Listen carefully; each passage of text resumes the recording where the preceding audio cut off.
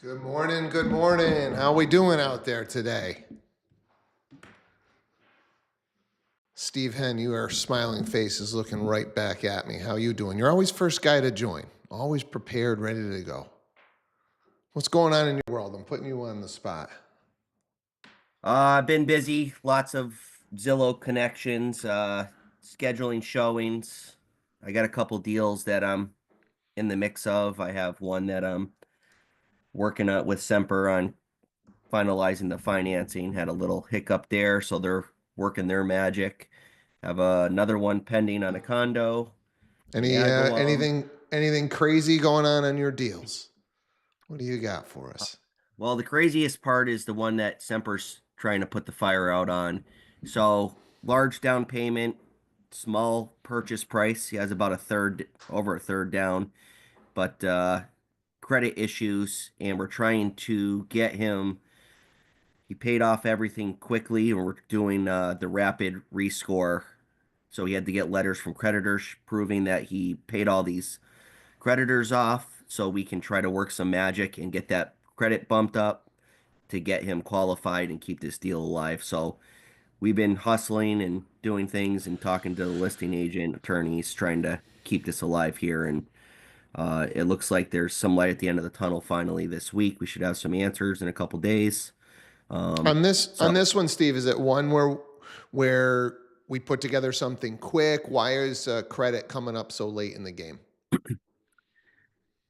that's a great question. I didn't anticipate this being an issue, on a $225,000 purchase with a third down, large down payment, steady job. So pre-approved from multiple lenders, all pre-approved. Um, talk to them about going with Semper for the versus a nationwide, larger one that we can't put eyes on. Yeah. Agreed to that, and I'm not sure how this, wasn't forecasted from day one with the credit score, but I just it I just want to kind of highlight it, right? Like if we've got somebody that's marginal and we talking and yeah, they're pre-approved, but they make one slight adjustment. They do one thing wrong. They buy the wrong thing. They don't pay something in it. Your credit, I don't know if you guys are tracking it yourselves. There's obviously a lot of free ways to do this. And I would encourage you guys, whether through a credit card or freecreditscore.com or something to know what your own credit scores are. And I've got a bunch of notifications that'll hit me. And little changes really can move that score around. So when we're telling the stories, right, and trying to get people to get pre-approved early and talk to the lender early, these are the stories that we want to use. Had a client, thought everything was fine. We're not sure exactly what happened. His score changed 5 or 10 points. And then at middle of transaction, we're running into some hiccups. At the end of the day, I hope this one's going to be fine and you're going to tell the story that they were fine, but I don't want you to have that extra added level of stress, right? This is the conversation with the buyer. I don't want you to have this extra added level of stress that my client just went through, right? So I know you're 3 months out, 6 months out. Let's talk to the lender. Let's see where you're at, right? Let's see how much room you have for a cushion, right? If you're at a 700 credit score and we know the product that you're trying to get in, you can get it with a 680, great. We got 20 points to play with. But if we know the product that you're going after, you need a 700, let's see if over the next few months we can get to 710, 720. Let's be very critical of every little move that we're making. So we got a little bit of play. Anybody else want to just talk on mortgage or these kind of conversations? I think they're so critical. And I think buyers, they get nervous up front to just get pre-approved early. I don't know what it is. But it happens. Anybody want to chat on this, or what the conversations are sounding like? What's the story that you're telling to get your people talking to a lender as soon as possible? Adam.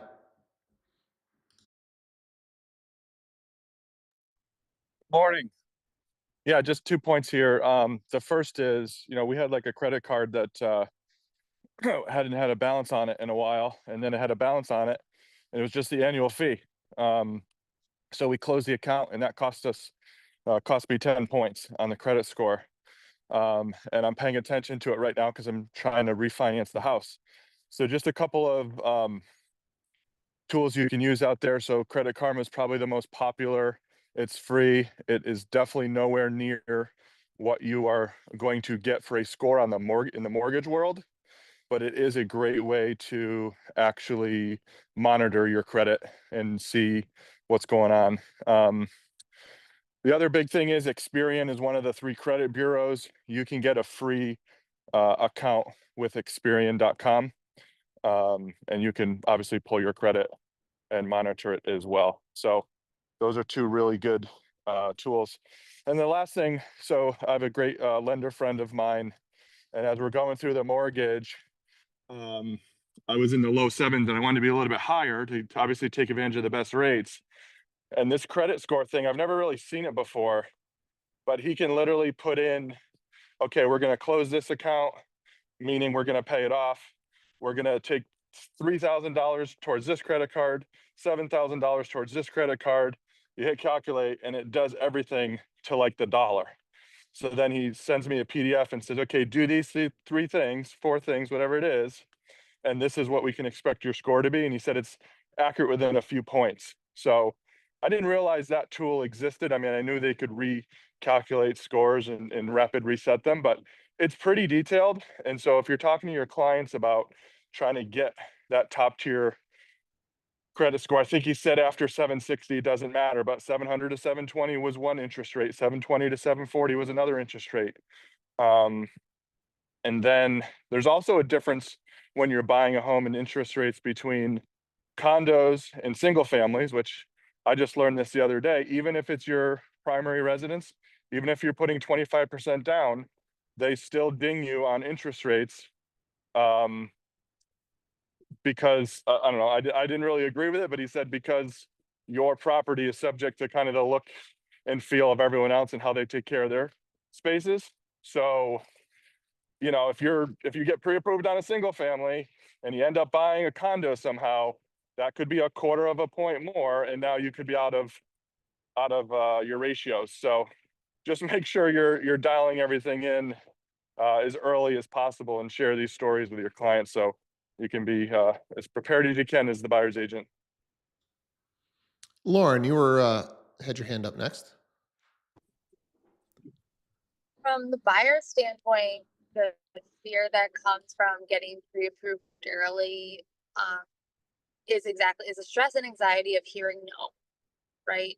Of you have this dream, you have this want of purchasing a home, you can't, right? Or you're bad, or you've done bad things like that. It's a stress and anxiety around hearing the no. I know that from a lot of conversations I've had, right? Because a lot of times you hear people asking, hey, are you pre-approved?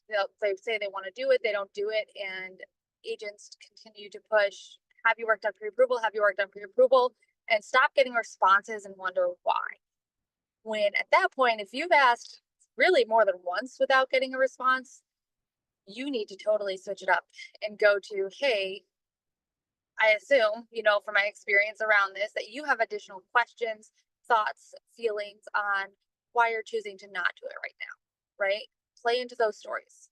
Usually it's because they're stressed, there's that worry there, and needing to go deeper in understanding. And then usually topping that off with a conversation that most lenders, if you're speaking with a good one, are not just there for a yes or no. They're there to provide that insight, exactly like Adam was talking about, those kind of tools where they can give you exactly, you need to do this, that, and another thing that you might not figure out on your own looking at some of these free websites. And I guess really it all just comes down to being that resource and going that step deeper. Yeah, I think you hit the nail on the head there with your theory around the no. I think that probably is the greatest fear, right? A little bit nervous that I'm going to get rejected when I do try and go and get it. And I'd rather delay that, right, and keep the dream alive when we know it's in their best interest to find out now, right? Hey, let's find out now that you can't buy, and let's put a plan in place over the next 6 months.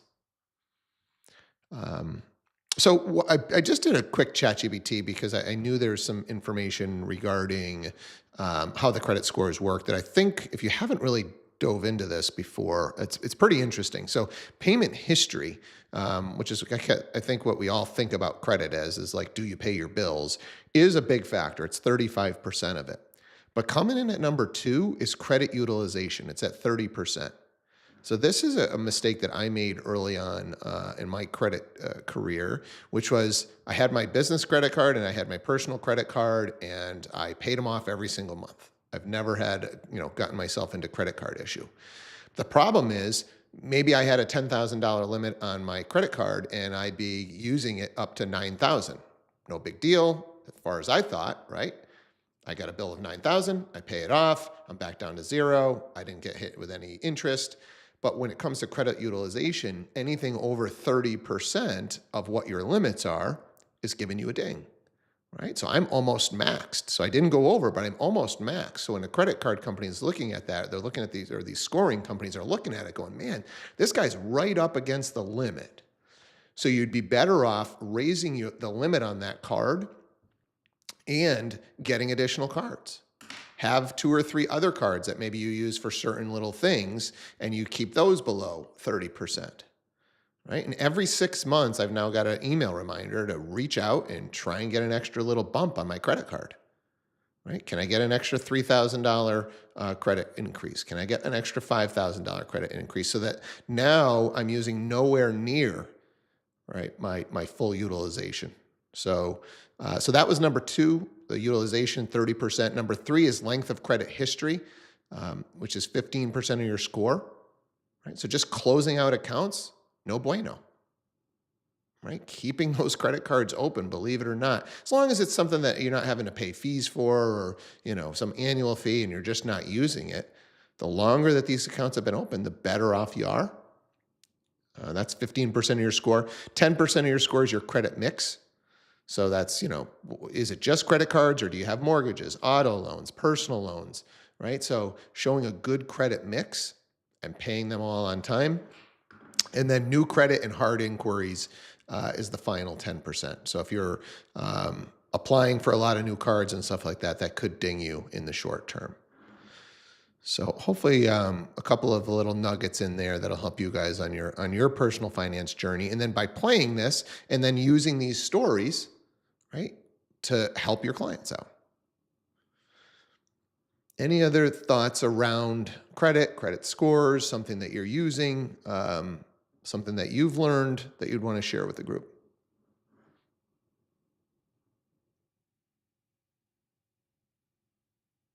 Steve.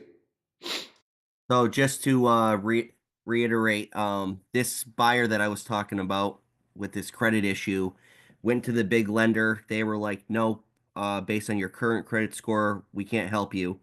Whereas Semper came in and did what Adam said. They put all the, hey, if you pay this much here, there, they gave them a laundry list and said, if you do exactly these, you're going to get to that score. We're confident you're going to get where you need to be, and we're going to get it done, which we just got the finalization that all those are confirmed where they need to be yesterday. And then it takes 3 to 5 days. So I'm pretty confident after Adam saying like, hey, it's when they say do this, it's going to get you where you need to be. It makes me feel a little comfortable now that we might actually get to the closing line now. Love it. Love it. And ideally what we want to do, right, is we want to do this 6 months ago, right? That would be a significantly better position to be in. So now, Steve, you've got this story to tell of, hey, I don't want to be doing this mid-transaction like my previous client. What I learned from that is I tell all my clients now, do this way up front so we don't have to be doing this. And, the stress of going through a transaction is plenty of stress for you. So if we can get some stress early, get the credit stuff out of the way, because the transaction itself is going to be stressful enough. Any other thoughts around credit, tools, tips that you guys have learned that you want to share?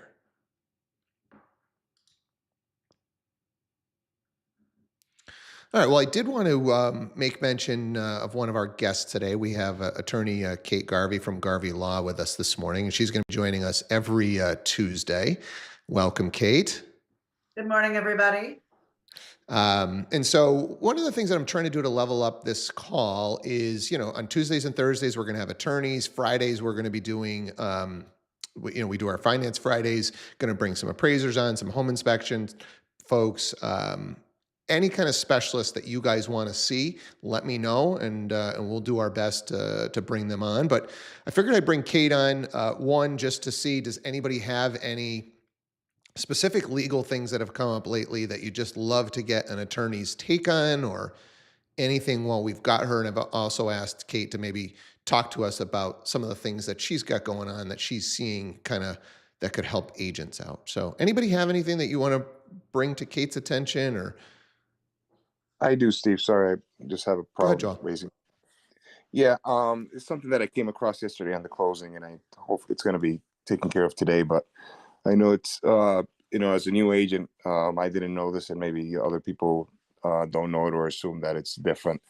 Certificates of good standing in closing when dealing with registered business entities, and in the timeline that it's required, I found out yesterday it's 60 days that they're good for.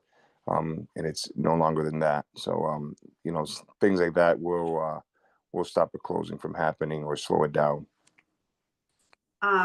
So land court, if I think I know which one you're talking about.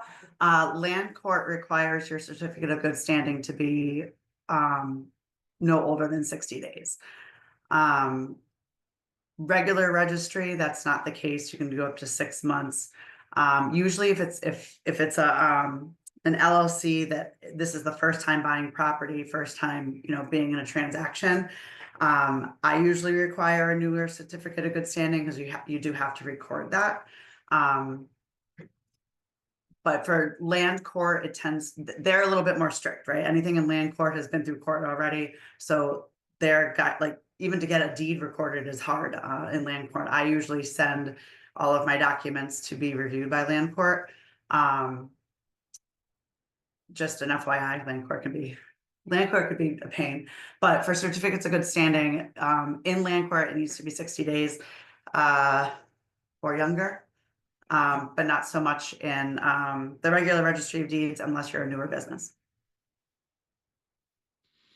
So Joelle, it basically, did it hold up the closing and they had to go get the new certificate? Is that what happened on this deal?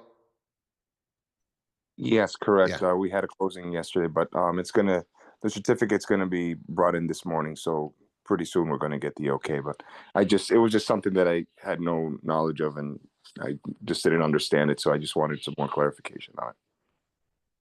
Yeah, ultimately, a certificate of good standing is just letting everyone know that they're in good tax standing and good business standing, right?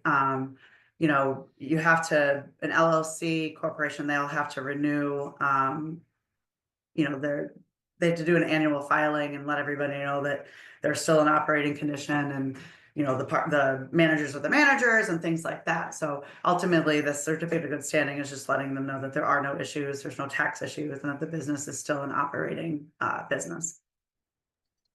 Thank you. And Kate, do we know if this is only the case if the LLC itself is making the purchase, or what if I'm just like I run my own business and I run an LLC, it's an LLC, I'm self-employed and I'm just buying a house. Are they going to check for that my business is still in good standing, or this is only if the business is making the purchase? Only if the business is making the purchase. I would assume if you're using a lender, they'd probably make sure your business is in good standing.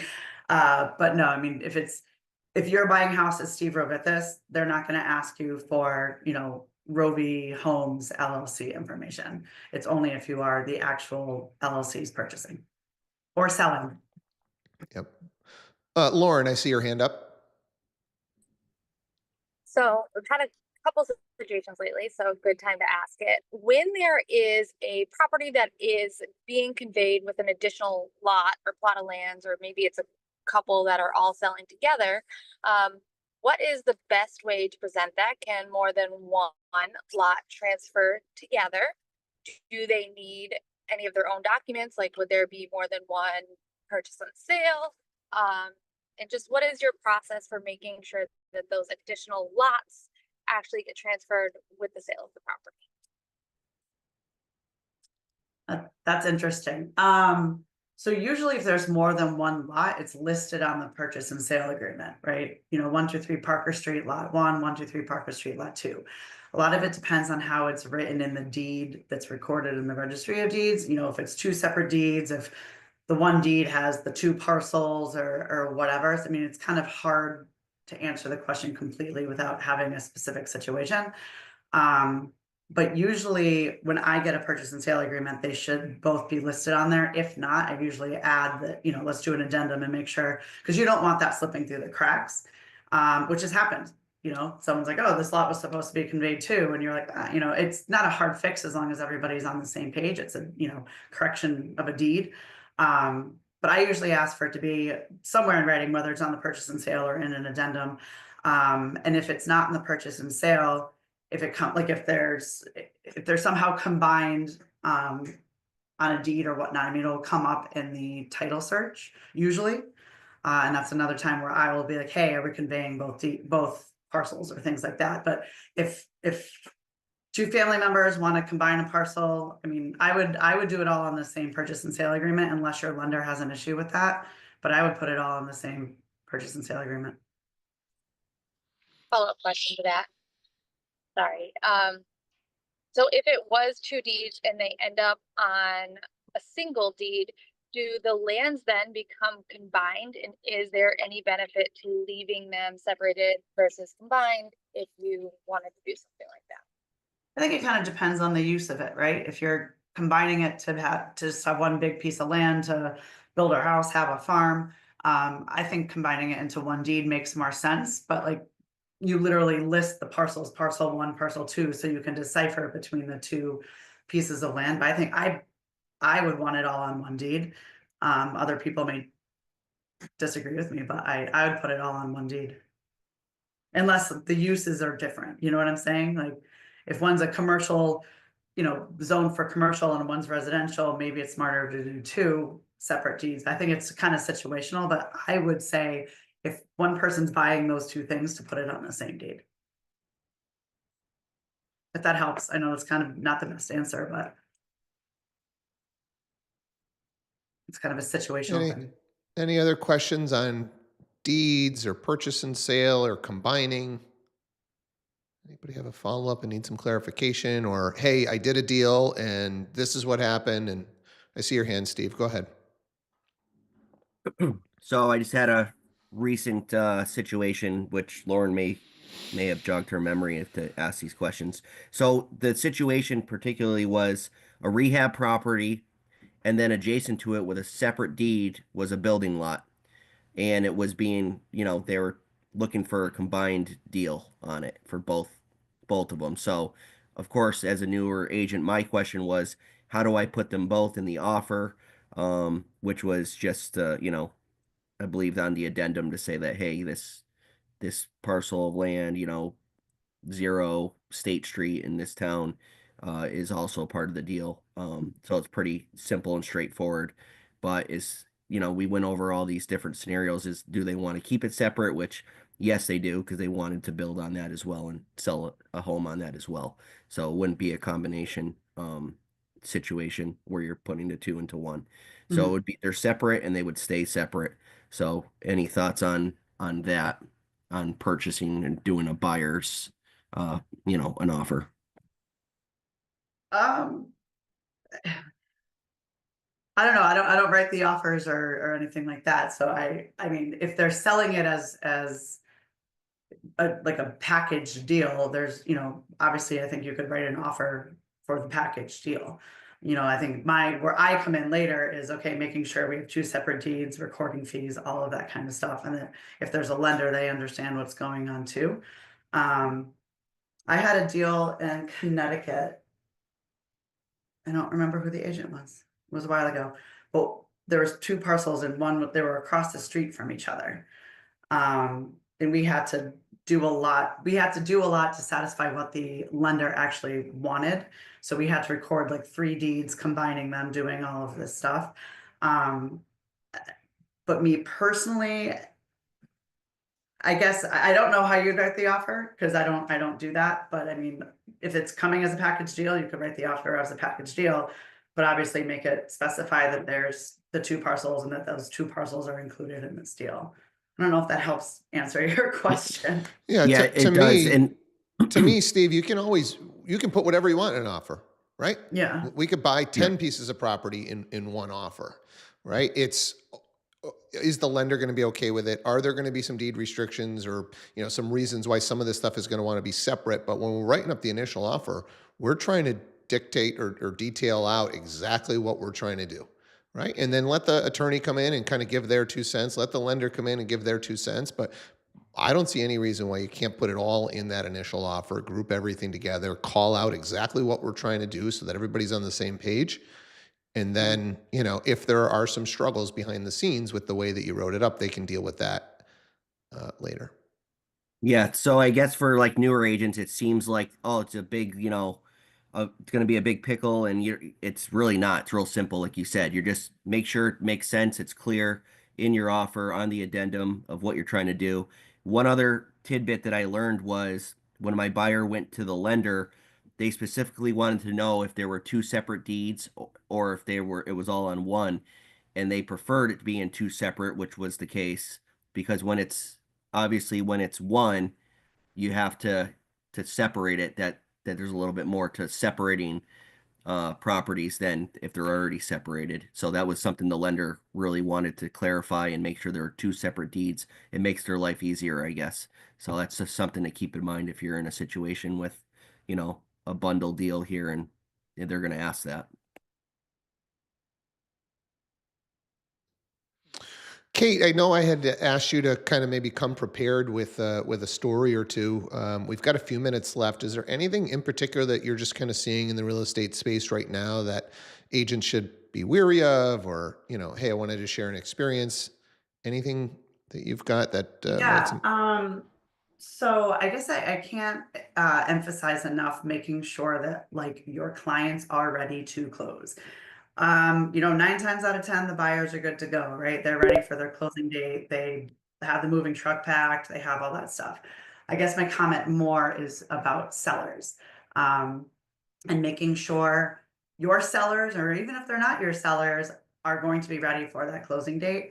Because what I am experiencing a lot lately is that people are not inclined to give a use in occupancy or allow people to move in early. So if things are going to get delayed, because I just had a closing last week where it was a buy sell and my sellers were supposed to be up by 10 and they didn't get out until 5. People were homeless for a night. It turned into a whole thing. But you know, I don't call and say, hey, are you guys ready to move? I think that's an agent thing to do, and staying on your clients and making sure that they are moved and ready to go, and then it doesn't delay closing. Because now I'm finding out that most people, if you ask for use in occupancy or something like that, say no. Maybe they'll allow you to move some stuff in, but they're not allowing the people to actually move in. So we don't want homeless people, even if it's for a night. I know I've been the bad guy where I've said my clients aren't agreeing to a use in occupancy, but it's their right to do so. They have to protect themselves too. So just, make sure your sellers are good to go, because it could delay a bunch of things, the snowball effect that I know we all know. And if you don't know, you will.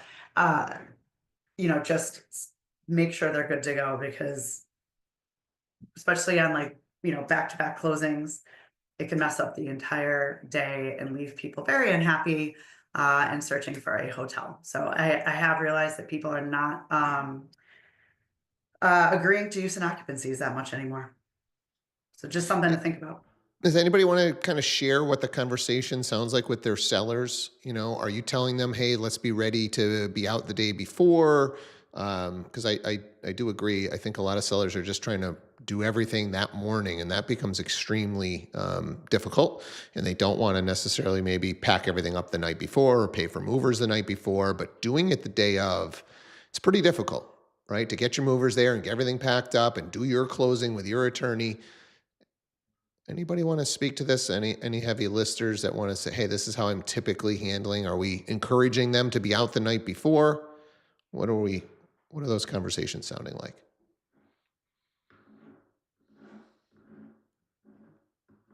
It just, Steve, excuse me, it doesn't make sense. I mean, why put all of that? I mean, it's going to happen anyway, right? So we're already in contract. They've got to get out. They've got to broom sweep it or whatever.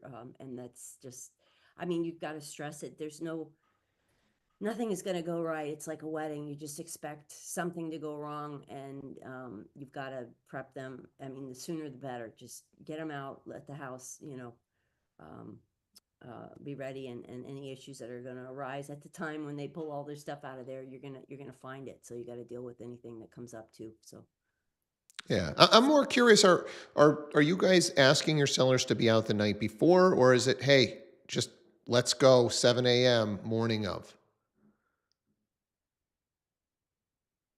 What are we doing? I can tell you what my realtor. Go told me. ahead. Go ahead, Nicole. I know what you're going to say, Kate. I'm just in reality. What are you guys doing? Go ahead, Yeah. Nicole. Yeah, I mean, a lot of times they don't have somewhere to go the night before, but I usually say try to get everything out, whether you utilize pods or moving trucks or whatever, get everything out except for the bare minimum. So it's a mattress on the floor, whatever you had for dinner last night, and then get that out the next morning because closings are usually in the morning, especially if you're trying to close the same day for both. So the smoother we can make that happen, it's fine. If final walkthrough, when they go through, there's a mattress and a few things left behind, but you don't want to have to be packing your whole house the day of. Yeah, I think that's a happy medium, right? Hey, let's do everything that we can the day before. If you can't afford to, sleep somewhere else, you don't have somewhere else to stay, then yeah, let's get the bare minimums out. I think that's a good piece of advice. I think that's a great conversation to be having. So, thanks for sharing that. All right, Kate, any final words before we wrap it up? No, not. I'll Awesome. see you guys next week. I'll come up with some Awesome. good stuff. Maybe I'll have some good stories. Great. Yeah, jot them down during the week. We appreciate you coming on, and I think it's going to just level us up if we've got some legal And here's advice Adam coming on our walking way. this like beautiful sun over I there. know. Jerk. All right, let me get up our availability for training today. We got trends and tactics. We have building a referral-based business, Instagram for normal people, psychology-driven sales, and then an attraction class. So 5 different opportunities to level up your game today. Take a class, learn something, and come back and share with us. Appreciate y'all, and we will do it again tomorrow morning. Take care. Bye, guys. Have a good day.